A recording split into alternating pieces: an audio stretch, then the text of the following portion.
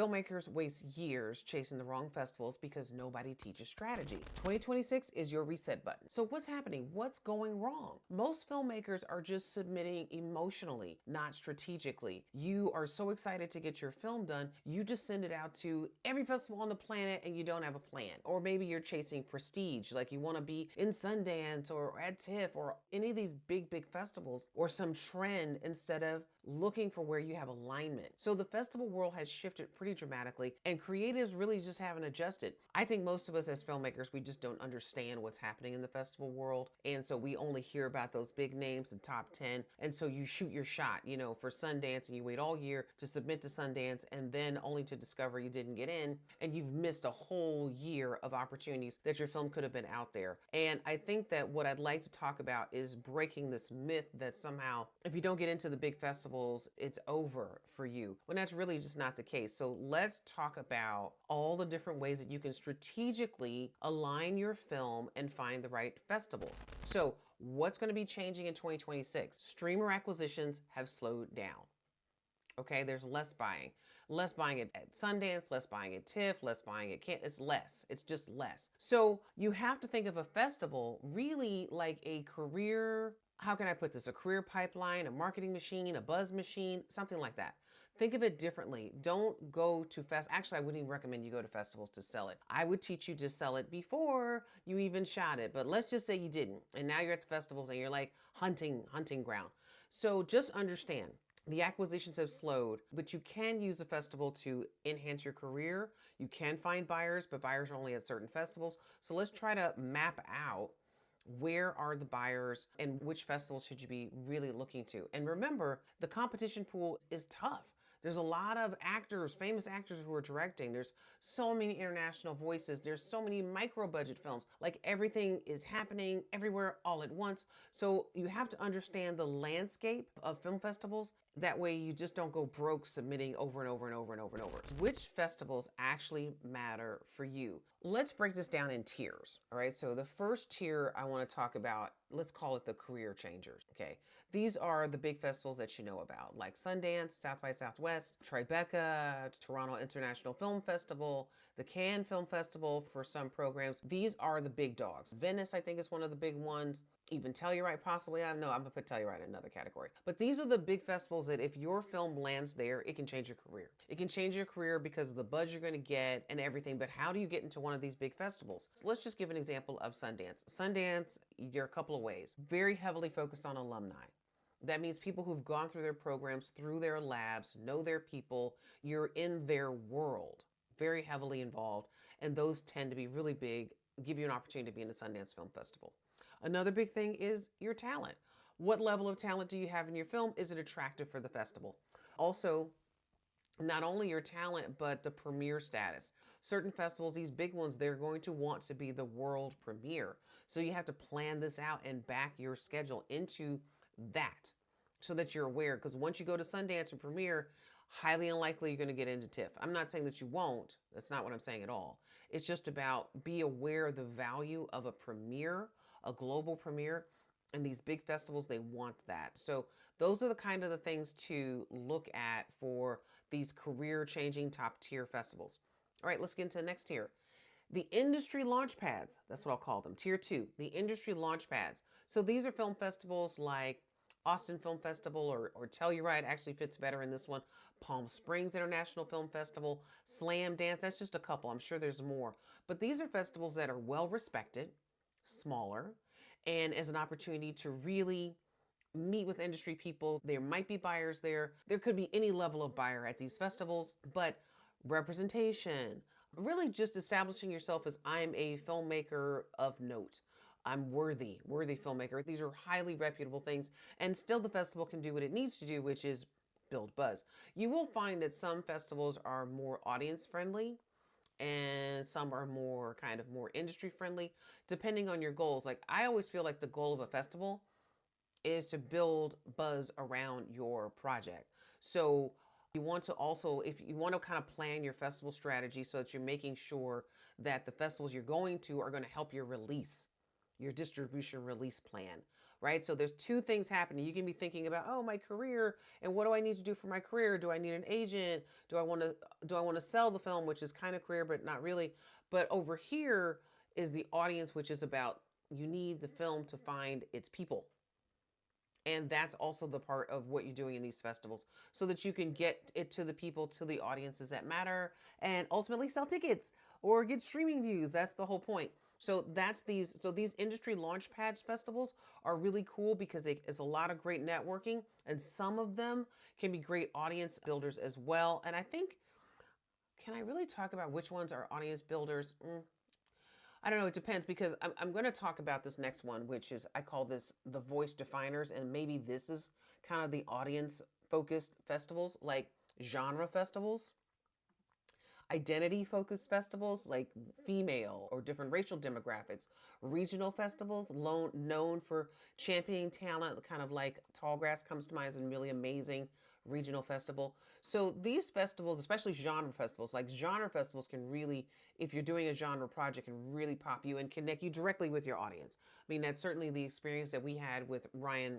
Ryan was the director on Low Life, and it just really set the film and us up connecting with the audience, which carries over all the way into our next film, Night Patrol.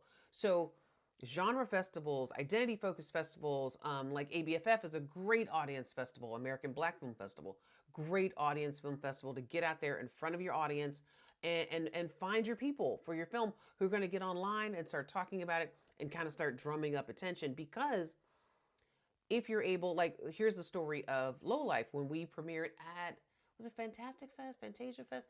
We premiered in Montreal. I think it was Fantasia Festival. And because Fantastic Fest was in London, yeah, Fantasia. And it just had a line around the block, and just people and people and people. It was crazy. And people were talking about it, and the film had so much buzz that it found a buyer. So that is one way to help you get your buyer, is get your audience. And how do you get your audience? The festivals that go to the people. And that's what you want to be looking for, is what are the festivals that are really talking to audiences, that have really strong community audience vibes, right? And that can really help when you are looking at, because ultimately you have to find your audience, and the festivals are a great way to do that. I want to drop a little bit into what I hate to call this, but I'm going to just say this: what underrepresented filmmakers you should know. There are definitely festivals that are designed specifically, especially to spotlight voices that the mainstream system just is not going to overlook. So if you've got your beautiful coming of age story about a young Black girl, you may not find your success in the mainstream, but they matter just as much, and they matter so much in 2026. So I'm going to talk about a few of these right now. I already mentioned, for Black filmmakers, we got American Black Film Festival, Urban World, Martha's Vineyard Festival, Pan African Film Festival. These are really big, really well-known festivals that are going to help get your voice out there. Really great filmmakers, other great festivals that are run by women, like Bentonville. Bentonville's just a great festival. It's not just for women. It's just great. There's the Women's International Film Festival, and then the Athena Film Festival. And then you've got film festivals like Outfest for the LGBTQ community. That's going to be a great, where you find your audience, you find your people, and you get to be a voice definer for LGBTQ films. The LA Asian Pacific Film Festival, New York Latino Film Festivals. These festivals offer visibility for those voices, and it's important that you not, I know we're chasing those big, intense top 10 festivals. And if you're from an underrepresented voice, maybe you want to shun, or you don't want to put as much energy into those more culturally specific identity festivals. But I would just look at the whole, look at the whole and kind of decide how it works for you strategically. Don't ignore them. They're really important for the success of your film, to get to your audience, right? Because they're going to give you industry access that are looking for those types of voices. And also, it's going to give you cultural momentum and credibility. I mean, the fact that Summer of Violence opened at the American Black Film Festival really gave us a little bit of a buzz inside of the Black community. And it's not worse or whatever than Sundance. It can be equally impactful. So don't ignore some of those festivals, and don't be down if you don't get into some of those top tiers.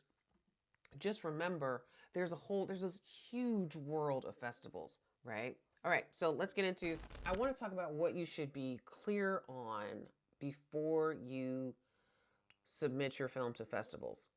So you need to understand a couple things about your film. So let's talk about a few of those now. So understand what conversation your film is sparking, right? What conversation your film belongs in. Festivals have a kind of conversation that they spark, and you should understand where your film sits to see where it might, what festival will it play in.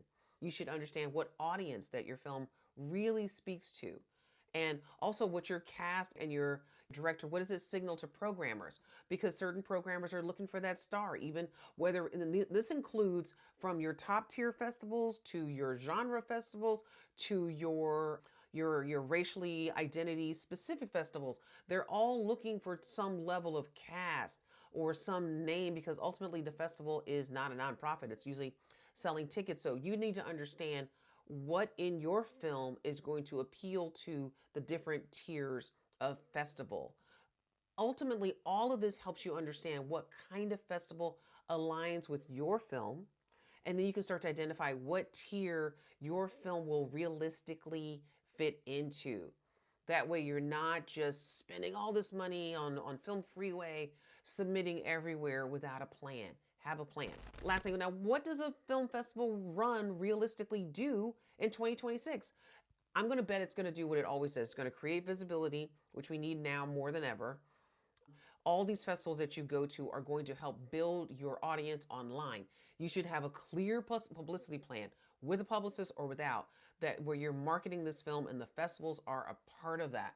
Also, and you want all those questions answered that I asked before, because this is what builds up your social media conversation around your film. Like, you know what the conversation is, you know what the audience is going to be interested in, you know what, who's going to be, who your cast, who your package, your names on your film, who that's going to speak to, and that way you have a way to like send that stuff out, whether it's about, this about the festival or my stars here, and how to connect all that in your social media.